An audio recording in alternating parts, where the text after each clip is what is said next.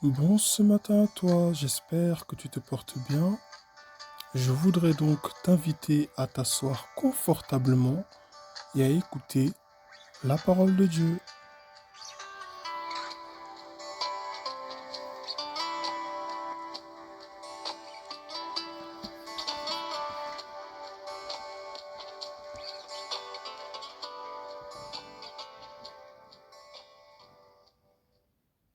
Ésaïe 66, nous lisons le livre d'Ésaïe 66, le prophète 66, à partir du verset 12 à 15, je lis. Car ainsi parle l'Éternel, voici, je dirigerai vers elle la paix comme un fleuve et la gloire des nations comme un torrent débordé, et vous serez allaités, vous serez portés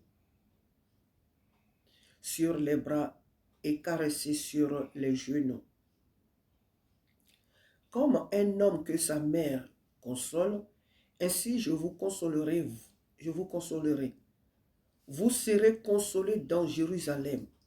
Vous le verrez et votre cœur sera dans la joie et vos os reprendront de la vigueur comme l'herbe.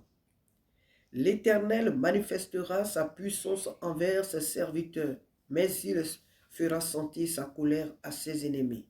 Car voici l'Éternel arrive dans un feu, et ses chars sont comme un tourbillon. Il convertit sa colère en un brasier, et ses menaces en flammes de feu. Amen.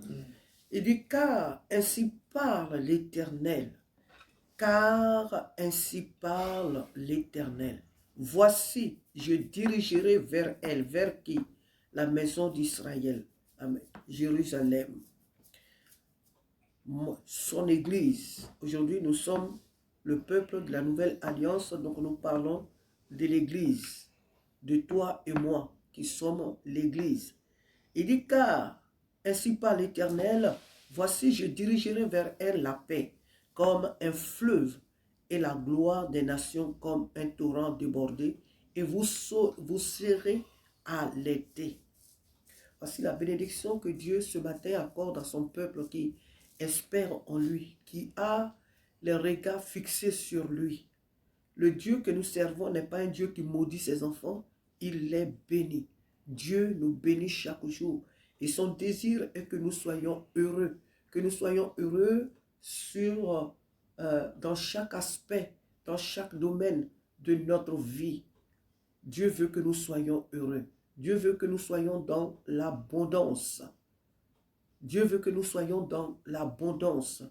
C'est pourquoi il dit, voici, je dirigerai vers toi, mon Église, mon peuple, ma maison. Je dirigerai vers toi la paix, comme un fleuve.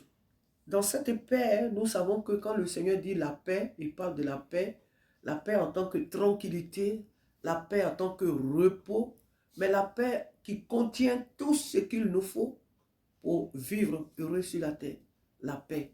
Nous avons besoin de la paix. Sans la paix, on ne peut rien construire. C'est pourquoi le Seigneur Jésus parle, quand il parle de la bénédiction qu'il nous laisse, il nous parle d'abord de la paix. Il ne dit pas je vous laisse, il ne détaille pas les choses en disant je vous laisse la joie, je vous laisse l'amour, je vous laisse telle chose, tel bien matériel. Il dit la paix. Parce que dans ce mot paix, il y a beaucoup. Tout ce que ce soit l'argent, l'amour, la vie, je ne sais pas, tout ce qui est bien, le mot paix regroupe tout cela. Pourquoi? Parce que sans la paix, tu ne peux pas travailler. Sans la paix, tu ne peux pas être heureux. Sans la paix, tu ne peux rien faire sans la paix. Donc, quand il parle de la paix, il est en train de nous donner tout ce dont nous avons besoin. Tout ce dont nous avons besoin pour être heureux sur cette terre. Pour vivre pleinement. Pas pour survivre, mais pour vivre pleinement la paix. Donc, il dit qu'il va diriger quoi? Comme la paix, comme un fleuve, et la gloire des nations comme un torrent débordé. Et vous serez allaités, vous serez portés sur les bras et caressés sur les genoux. C'est ce que Dieu promet.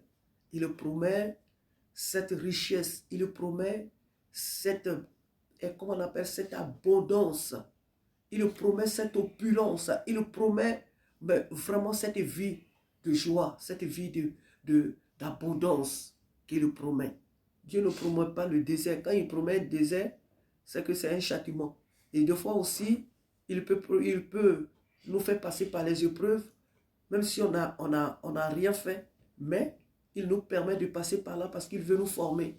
Parce qu'il veut nous former. Mais ce n'est pas la chose que Dieu promet à ses enfants dans le but de les châtier, de les détruire. Non, Dieu ne détruit pas ses enfants. Et donc, il dit, comme un homme que sa mère console, ainsi je vous consolerai, vous serez consolés.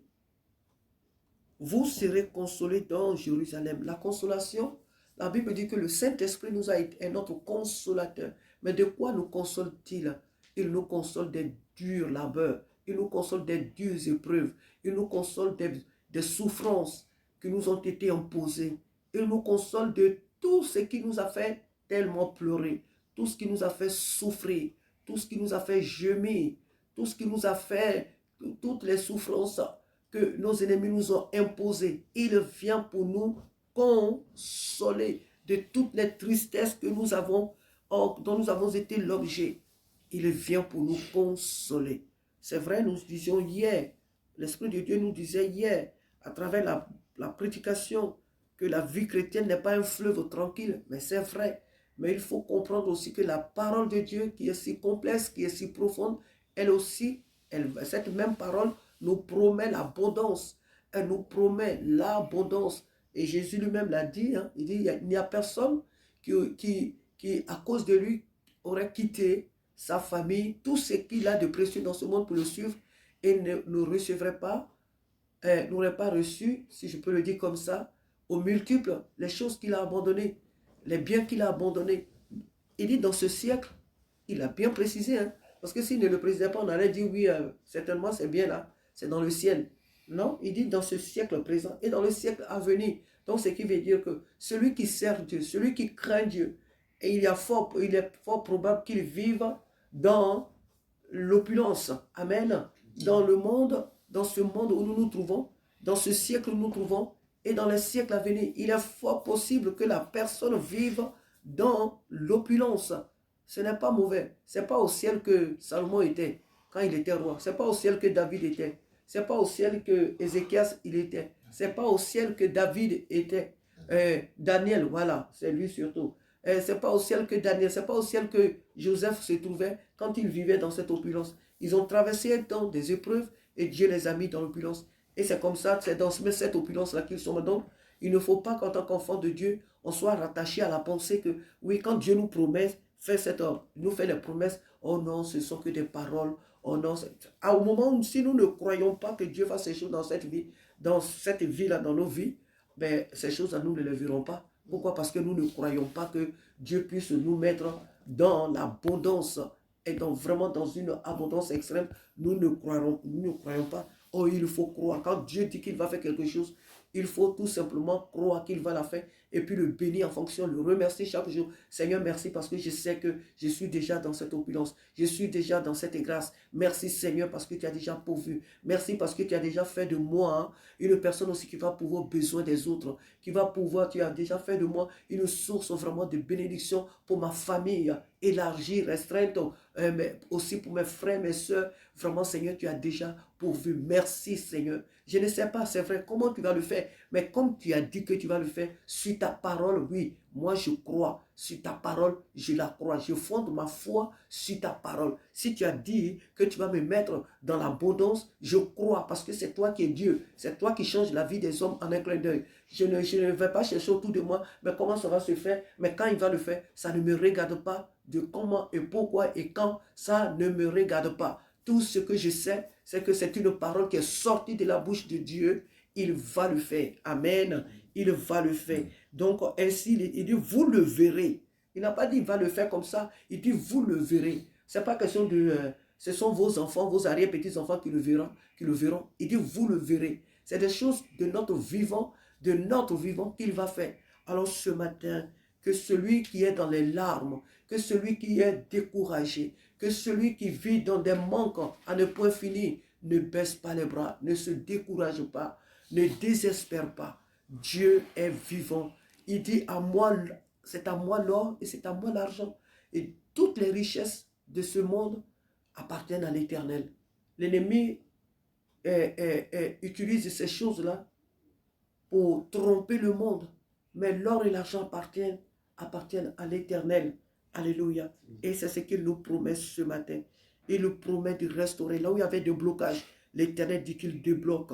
L'Éternel dit qu'il restaure. Là où il n'y avait pas d'intelligence, le Seigneur envoie l'intelligence. Il chasse ce matin les échecs de nos vies. Il chasse la précarité. Il chasse la disette. Il chasse la pauvreté ce matin de nos vies. Et l'Éternel Dieu nous promet que nous allons voir de nos yeux. Nous allons voir. Il dit, vous le verrez et votre cœur sera dans la joie. Et vos os reprendront de la vigueur comme l'herbe. Dieu est conscient, hein, que sur cette terre, même si on dit que l'argent, on parle de l'argent comme ça, Dieu sait que si on n'a pas de biens sur cette terre, on ne peut pas être heureux. Il sait que lui, il nous a sauvés, nous sommes heureux parce qu'il vit en nous et que notre vie sur cette terre ne dépend pas de biens, du bien matériel. Mais il en est conscient aussi que sans argent, que sans le bien sur cette terre, la personne ne peut dire qu'il est pauvre et puis il est heureux. C'est faux. On ne peut pas être heureux dans la pauvreté. On ne peut pas être heureux dans des manques. On ne peut pas être heureux vraiment en un mot dans la pauvreté. Ce n'est pas possible. On ne peut pas être heureux. Ce n'est pas possible. Nos vies ne dépendent pas de ces choses, c'est vrai. Mais on ne peut pas être aussi heureux dans des manques. Tu dors mal, tu n'as pas de travail, tu n'as pas d'argent, tu n'as rien. Et puis, c'est de l'hypocrisie quand les gens souvent disent, oui, on n'a rien si c'était bien, mais oui, on veut tout simplement dire par là que notre vie ne dépend pas de ces choses. Mais il faut comprendre aussi que sans ça, on ne peut même pas faire l'œuvre de Dieu sans ça. On ne peut pas. Les prospectus que nous achetons pour aller évangéliser, les instruments que nous jouons, les locaux dans lesquels nous prions, il faut les payer tout ça. Donc sans argent, on ne peut pas. Jésus a pris l'argent pour envoyer ses disciples pour aller acheter à manger. La nourriture qu'il a mangée, certains l'ont invité dans des maisons, dans des familles, il a mangé. Mais il est arrivé aussi un moment où il a envoyé ses serviteurs aller acheter. Nous voyons déjà l'histoire même de la femme samaritaine. Il avait envoyé ses disciples aller acheter de la nourriture. Donc sans argent, il y a des choses qu'on ne peut pas faire. Sans argent, il y a des choses qu'on ne peut pas faire. On a besoin d'argent pour payer aussi nos impôts. On a besoin d'argent pour aller aussi dans des bonnes écoles, pour nous habiller, pour manger. Mais pour tout ce qu'il nous faut, si c'était, on a besoin d'argent. Donc nous ne pouvons pas dire que non, ces choses-là, on n'en a pas besoin, c'est du n'importe quoi. Moi, j'en ai besoin. Nous en avons besoin. Amen. Nous en avons besoin. Et c'est pourquoi Dieu dit, vous le verrez. Et vos os reprendront de la vigueur. Parce qu'il sait que nous en avons besoin. Oui, effectivement, pour que nos os reprennent de la vigueur, pour que nous soyons dans la joie, nous avons besoin d'être dans l'opulence. Nous avons besoin de l'argent. Nous avons besoin de tout le matériel nécessaire sur cette terre avec sa grâce pour être aussi heureux. L'Éternel manifestera sa puissance envers ses serviteurs, mais il fera sentir sa colère à ses ennemis. À ses ennemis, qui sont ceux-là qui sont ses ennemis? Pourquoi Dieu leur fera sentir sa colère? Ceux qui nous combattent sans cause, ceux qui nous combattent sans raison, ceux qui quittent notre vie depuis des années et qui croient qu'ils sont puissants, qui croient qu'ils sont imbattables, qui croient avoir le monopole sur notre vie. Ils ne savent pas que ce n'est pas nous qu'ils combattent. Ils combattent celui qui nous a appelés. Parce que nous sommes les enfants de Dieu. Et quand tu combats l'enfant de quelqu'un, surtout quand cet enfant entre lui et ses parents, tout va bien, que toi tu combats cet enfant. Ce n'est pas l'enfant que tu combats, tu es en train de provoquer ses parents. Et tôt ou tard, les parents vont se lever pour défendre la cause de leur enfant. Parce qu'ils ne te laisseront pas détruire la vie de leur enfant. Alléluia. Nous sommes les enfants de Dieu. Et Dieu ne laissera pas tous ceux-là qui croient, qui quittent nos vies depuis des années. Le Seigneur ne les laissera pas comme ça. Il va s'en charger. C'est pourquoi il dit, il fera sentir sa colère à qui? À ses ennemis. Nos ennemis sont les ennemis de Dieu. Nos ennemis, tous ceux qui se sont rendus et nos ennemis, ils le sont aussi de Dieu. Alléluia. Car voici l'Éternel arrive dans un feu et ses chars sont comme un tourbillon. Il convertit sa colère en un brasier et ses menaces en flamme de feu. Que le Seigneur nous aide ce matin. Amen. Que le Seigneur nous aide à espérer en ses bontés, en sa fidélité. Il nous aime. Dieu nous aime. Dieu nous aime. Il défend notre cause. Il défendra notre cause. Que nos regards soient fixés sur lui parce qu'il agira. Amen. Éternel, nous te bénissons. Éternel, nous te rendons. Merci à toi d'avoir écouté ce message. Que le Seigneur te bénisse et je te souhaite une très bonne journée.